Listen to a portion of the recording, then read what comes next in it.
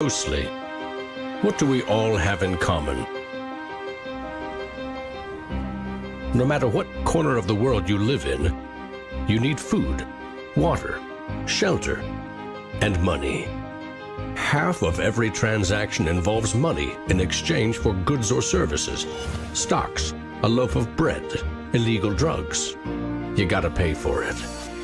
We spend much of our lives chasing money to make a living and accomplish our dreams. But it's also an instrument of destruction, some might say evil, driving criminals to lie, steal, and even murder. The existing banking system extracts enormous value from society, and it is parasitic in nature. Money is a catalyst for the worst and the best of human endeavor. Before civilization,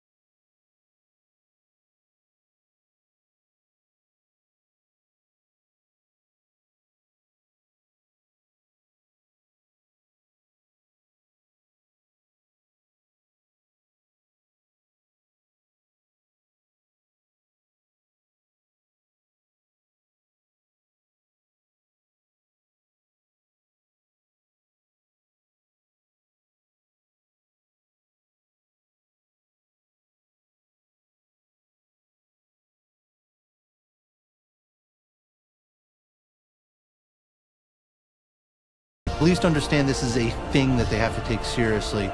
This is going to change the economic culture. Bitcoin could be a microeconomic miracle worker, and it could be a macroeconomic wrecking ball. is Bitcoin the currency of the future? A godsend for criminals?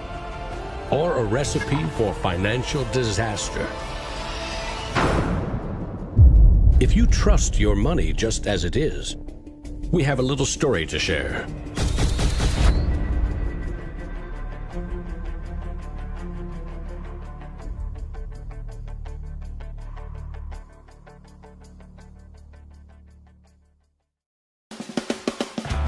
Once upon a time, there was a big party with everyone standing around the punch bowl, drunk.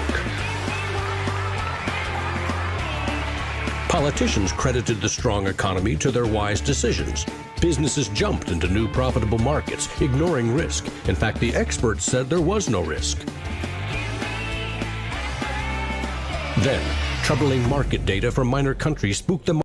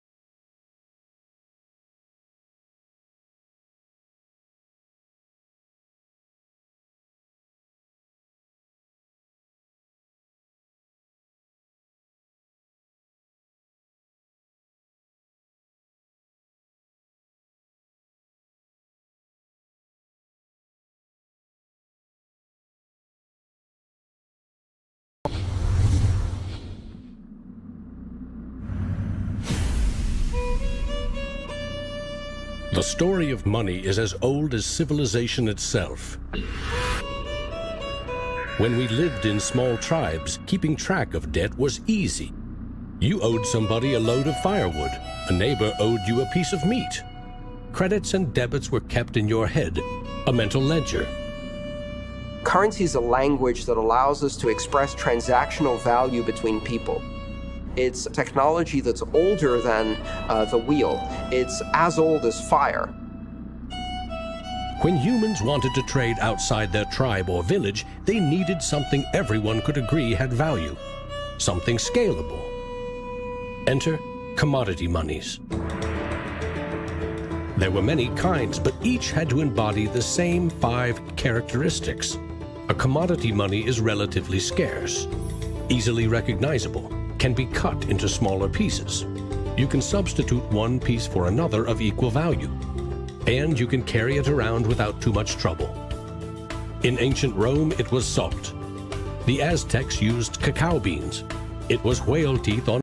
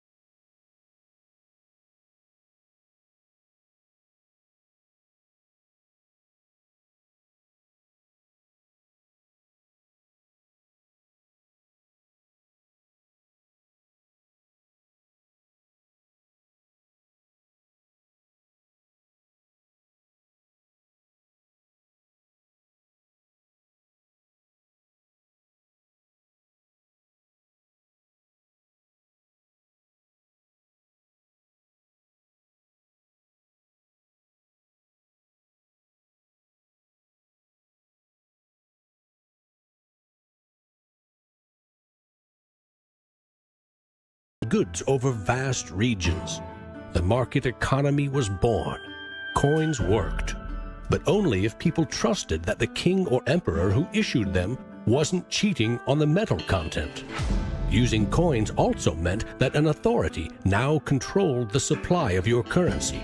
Money and political power were inextricably linked, centralized. Minting coins in a steady and predictable manner allowed economic growth and stability.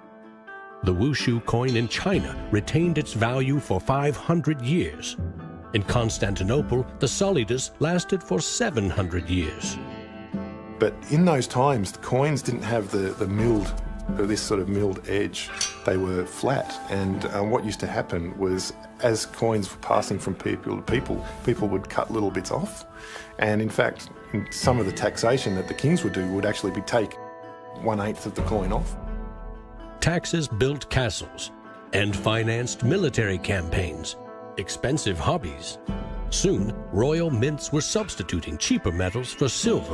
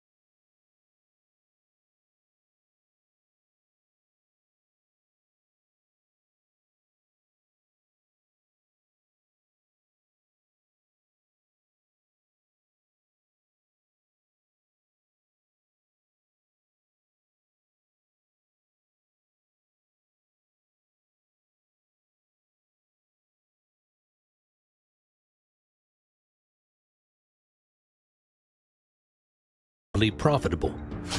Goldsmiths wanted in on the action. Imagine it like this: if the goldsmith had seen over a period of time that some of the coins he was storing for people were gathering dust, the people who owned them don't need them right now. So what if I go and lend them out into the community and I charge them interest on this loan? So he starts out lending some of these gold coins, and then later he realizes actually people don't even want the gold coins, they just want the piece of paper that says the gold coins are in the bank and with the goldsmith. So I can now make a loan with these pieces of paper, and whatever I write on a piece of paper, as long as people trust me, they'll trust the paper. And effectively the goldsmiths and the early day bankers, they had literally acquired the power to print money. More and more private paper money from merchants and banks circulated and began to rival the crown's coins. The power inherent in controlling and issuing money began slipping away from the rulers. They couldn't tax or debase this new kind of money, but they had bigger ambitions than ever with trading posts, colonies, and empires that now stretched across the globe. For centuries, European countries would take turns building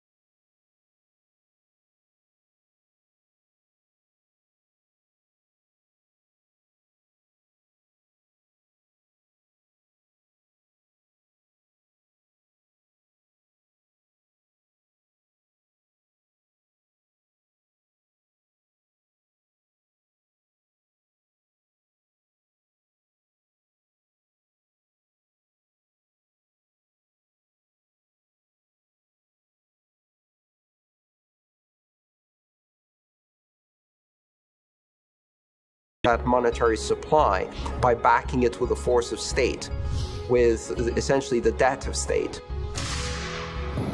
When the U.S. won independence from Britain, the first article of the new Constitution gave Congress the exclusive right to coin money. This currency's value was tied to gold in government vaults. From 1781 until the Panic of 1907, the financial system of the U.S. was an economic petri dish. Brief central banks, state banks, private currency, government currency, depressions, strong growth, recessions, regular boom and bust cycles. The long term, as far as capital is concerned, people want predictability. People want stability. From the back of that, they can plan.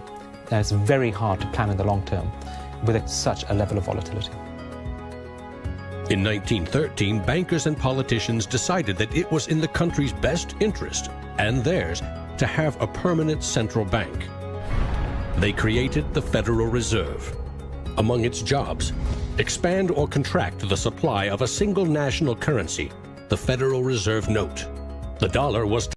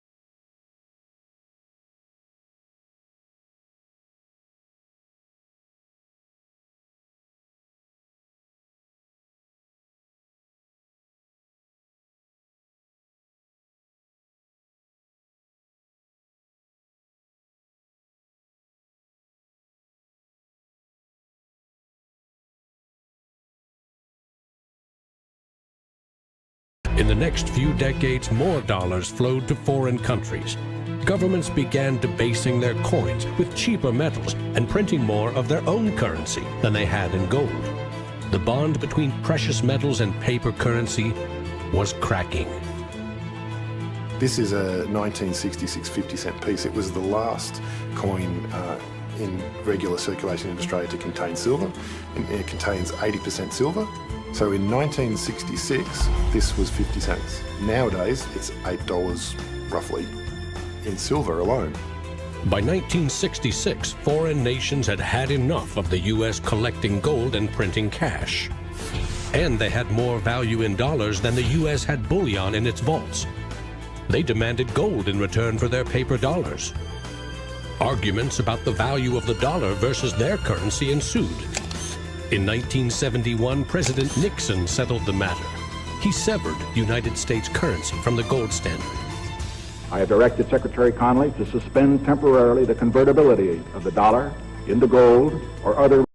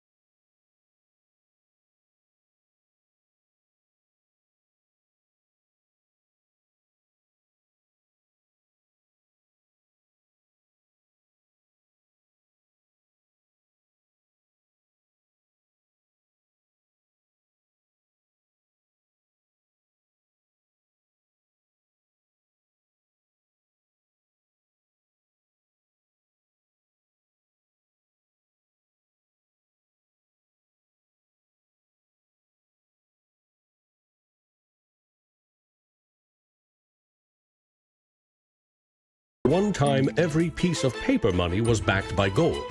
Remember, for every $20 bill, there was $20 worth of gold in a government vault. Not anymore. Today, governments create currency by first creating bonds or treasury bills. These bonds are sold in the market, generating funds for the government that issued them. Large banks buy U.S. bonds to flip them, selling them to the Federal Reserve at a profit. This is the magic money machine. You see, the Fed is America's central bank, but it doesn't have any money. No cash on its balance sheets. When a bank buys a bond and takes it to the Federal Reserve, the Fed simply says, "Thank you, Mr. Banker. Here's the principal and some profit." New money isn't exchanged. It simply appears on the bank's accounts. Magic. For 100 years and counting, the precise mechanisms of these bond purchases have remained a secret. Here's where it gets really interesting. The Federal Reserve is not a government agency. It's a private entity, and its shareholders are banks which earn a dividend, as much as $80 billion per year total.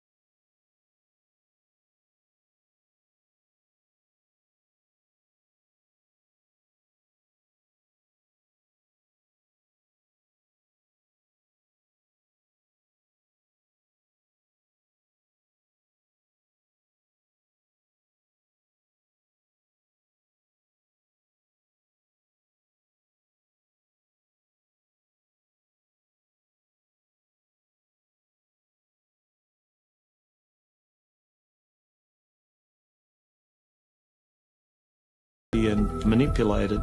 Moving the money supply up and down is the most powerful way to sedate that boom and bust cycle. Manipulating the supply of money has short-term and long-term consequences.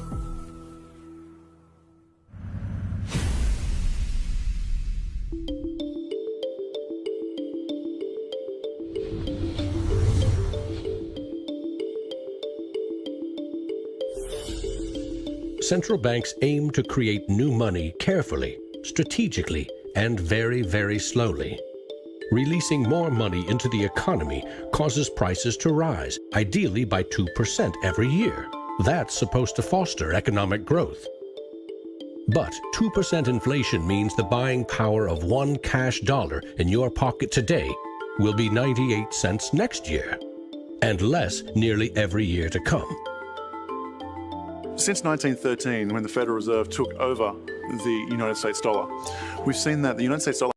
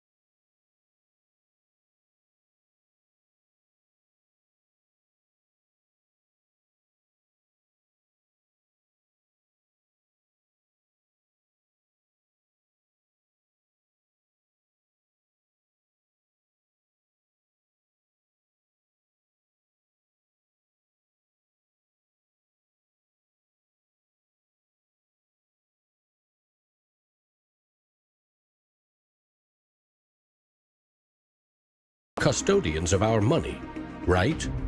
Wrong. It is now the property of the bank on their balance sheets. They can do just about anything they want with it. For example, create new money. Here's how.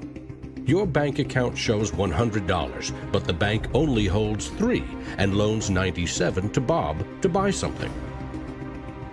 In the bank's computers, you still have $100 in your account, but Bob now has $97 of new virtual money in his account. Just digits on a computer screen. There's no cash, no gold, or anything else backing up the new numbers in Bob's account. Just his promise to pay it back. This is new money created as debt. When those $97 are spent, say in a shop, the shop owner deposits into another bank, and it is lent out again, and again, and again. And each of these people have numbers in their accounts showing that they own this money. So your original $100 has multiplied. Now there are over $3,300 in the system. This process of loaning out far more money than a bank actually has as cash on hand is called fractional reserve banking. In the UK, 97% of the money that exists is just numbers in a computer system, and those numbers are created by the banks. Banks earn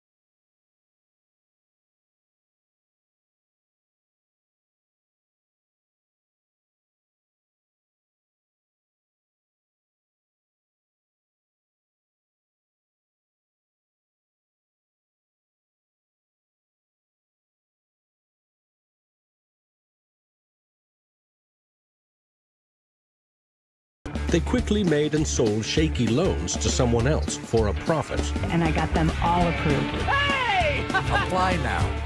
Selling bad loans was a good business until the whole thing blew up in a global financial crisis.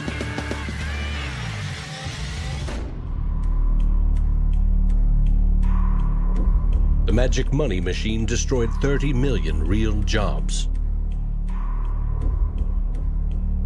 The United States alone lost $16 trillion in household wealth, and the banks foreclosed on more than 1 million homes.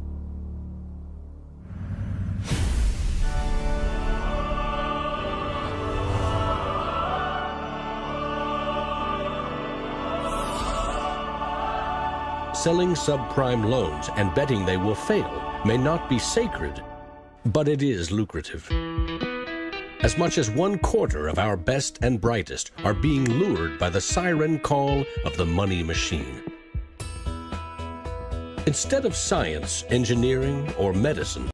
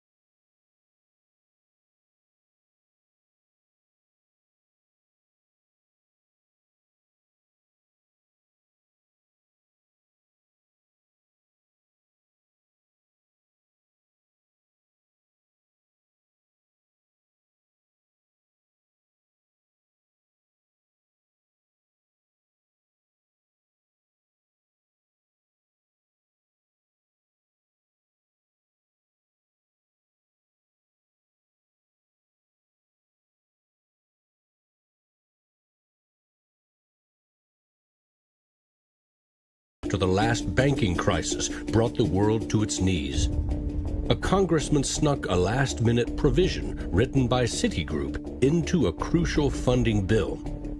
The provision allows the largest U.S. banks to once again make risky derivatives bets with bank deposits. But no need to worry. If the banks implode again, lost deposits must be paid back by U.S. taxpayers.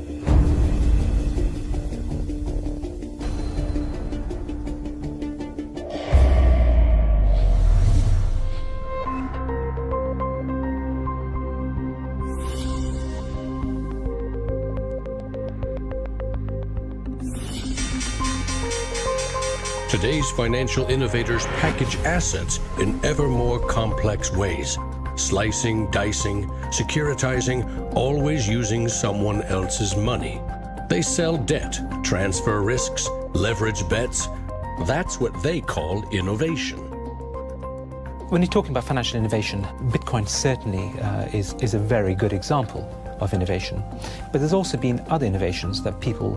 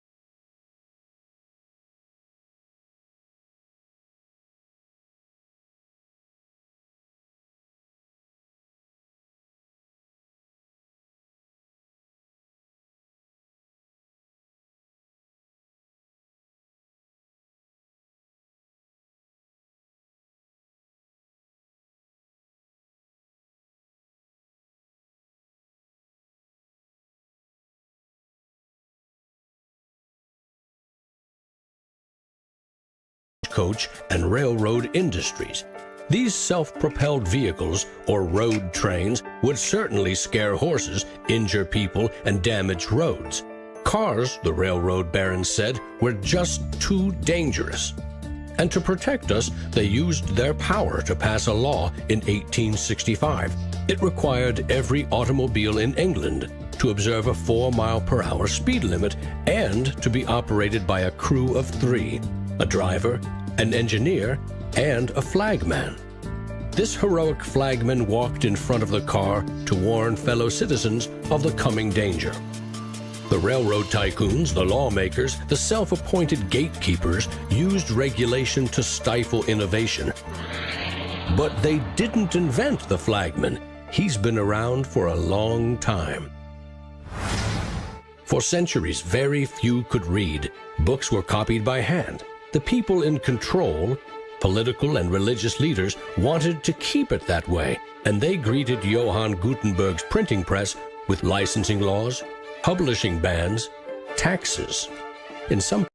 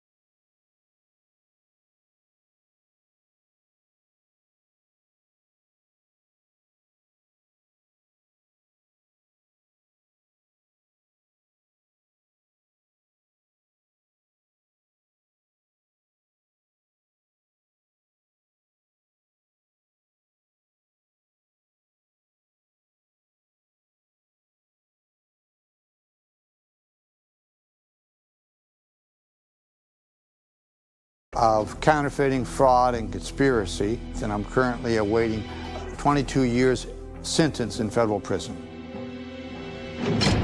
Lesson learned. At a hackers convention in the Netherlands, there was a young hacker there who used the alias of Satoshi Nakamoto. And he talked to a friend of mine, and he identified the Liberty Dollar and me as inspiring him to create a new currency. Bernard von Nothaus's arrest for creating private money may also have inspired Bitcoin's inventor to keep a lower profile, publishing the invention under an alias and vanishing. Part of me is interested to know who Satoshi is. Maybe that's part of the mystique of the story. It's completely irrelevant to the functioning of Bitcoin because we have the code to read, but it would be kind of fun to know. Who is Archimedes? Who is Euclid? We don't know. We don't know if Euclid was one person or multiple people. And you know what? It doesn't matter. Euclidean geometry works whether I know who Euclid was or not, whether Euclid was a moral and good person or whether he was a corrupt plutocrat. And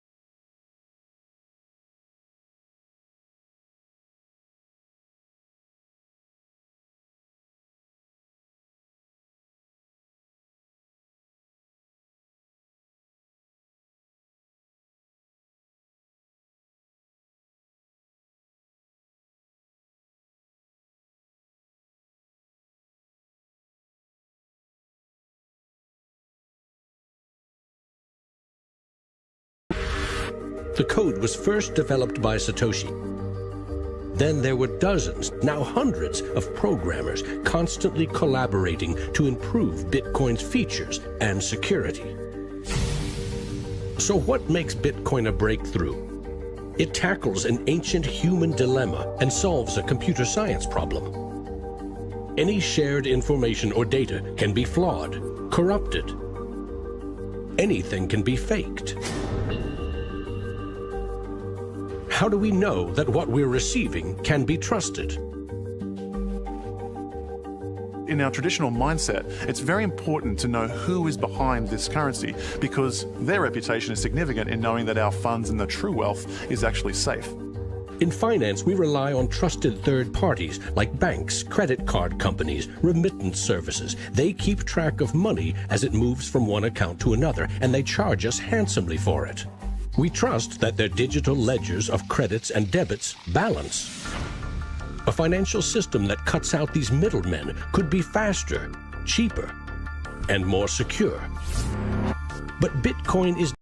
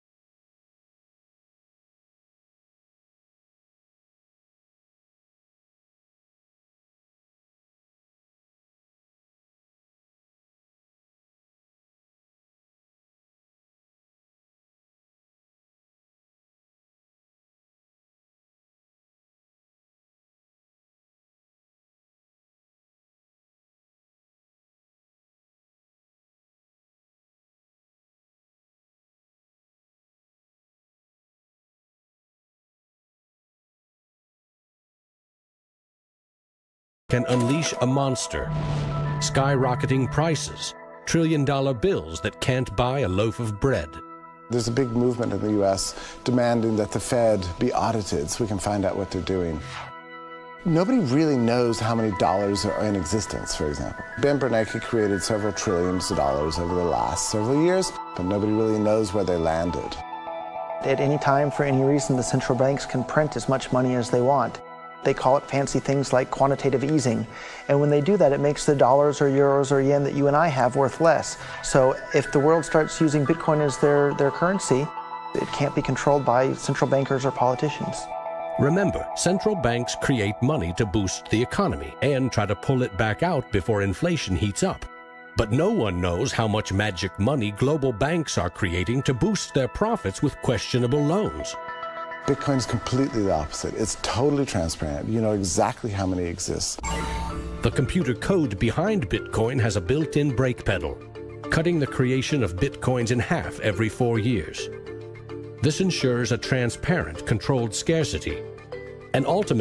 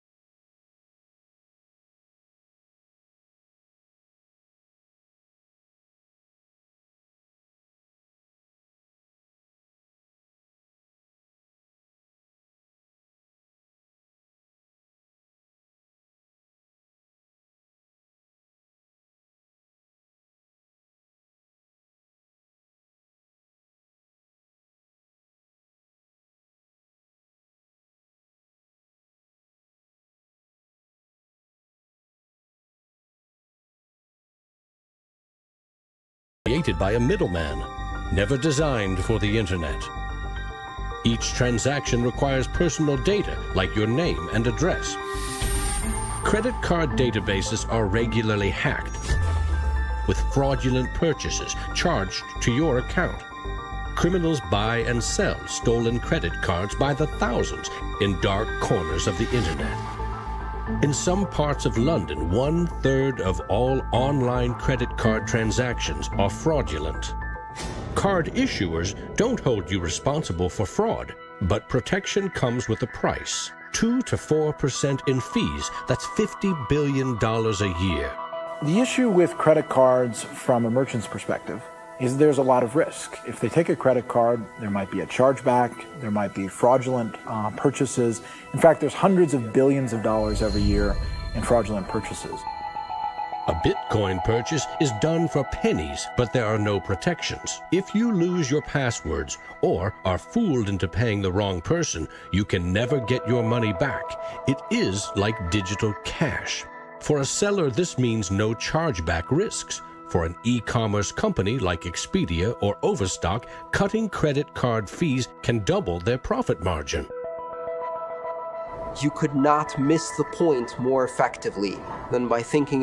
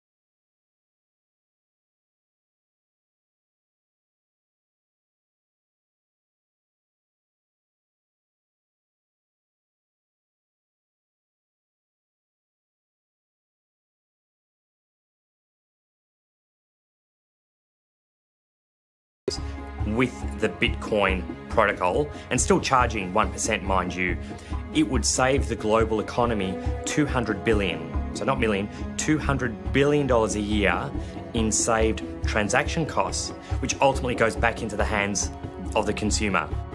An international wire transfer can take up to 4 days. Yet the internet allows us to instantly and globally share text, pictures, videos, anything digital. Why not money? Money, which we now know only exists as digits in a bank's database. Wouldn't it be great if you could send Bitcoin transactions just simply via a tweet? For example, you would say, at the end of money, $1 worth of Bitcoin. And so we built just that. All you have to do is hashtag it with TipperCoin, press send, and our Twitter bot will process the transactions, notify you, and give you a link. And this will allow you to either withdraw your Bitcoins or send it to someone else. With Bitcoin, you can send $1 or $1 million worth of value anywhere in the world. You can do it for free, or you pay the Bitcoin network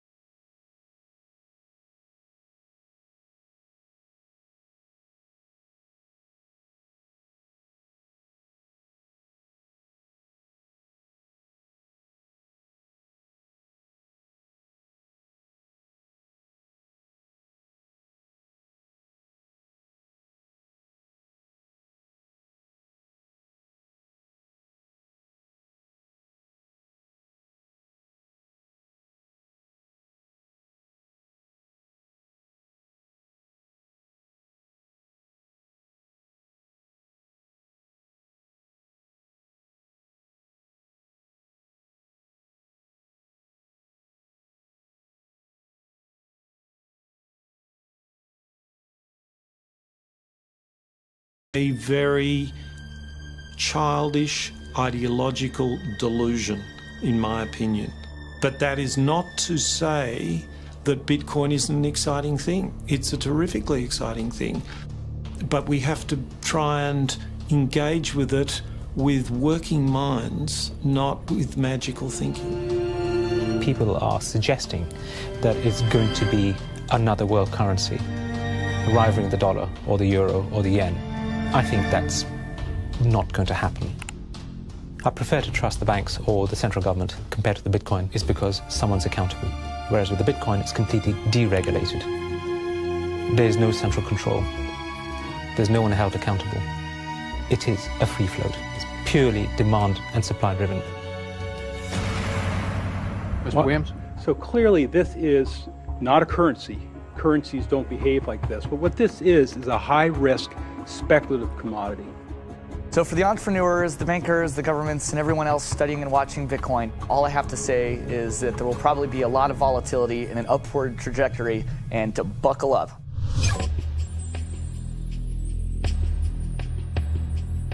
Criminals, scam artists, bad actors are drawn to any kind of money like a moth to a flame. Silk Road was a marketplace that was online. It existed in the underground web. Now, this marketplace allowed people to sell things that were illegal to governments. Fake IDs.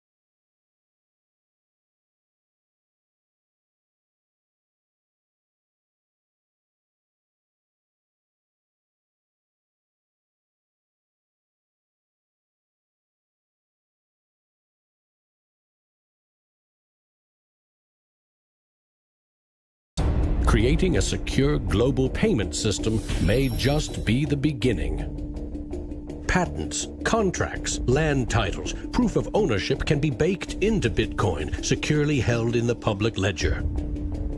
I read up more about Bitcoin, I played with the source code, I built some things that I realized this is actually a very, very powerful protocol. It's not just a currency, but it's actually programmable money. The digital age has fundamentally changed the world. We have embraced digitized music, film, medical records, communications, the internet. The free exchange of information and currency can fuel revolutions, help in a disaster. But our money is shackled to the 20th century, manipulated by governments and banks. The champions of Bitcoin ask us to imagine payments without a middleman, investments without a broker, loans without a bank, insurance without an underwriter, charity without a trustee, escrow without an agent,